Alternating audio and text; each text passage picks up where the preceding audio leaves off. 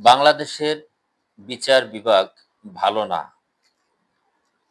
জীবনের ঝুঁকি নিয়ে পুলিশ আসামি গ্রেপ্তার করে, অন্যান্য ডিপার্টমেন্ট জীবনের ঝুঁকি নিয়ে আসামি গ্রেপ্তার করে কোর্টে চালান করে দেয়।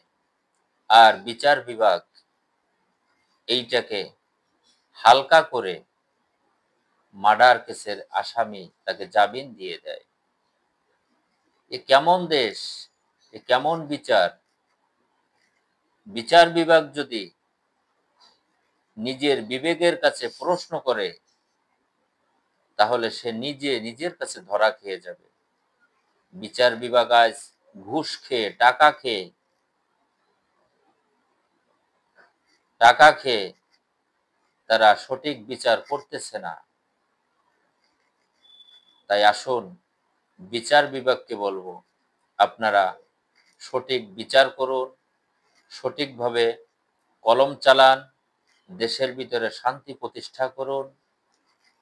দেশের ভিতরে যত ধরনের চুরি ডাকাতি খুন খারাপি আছে, এদেরকে উপযুক্ত বিচার করুন।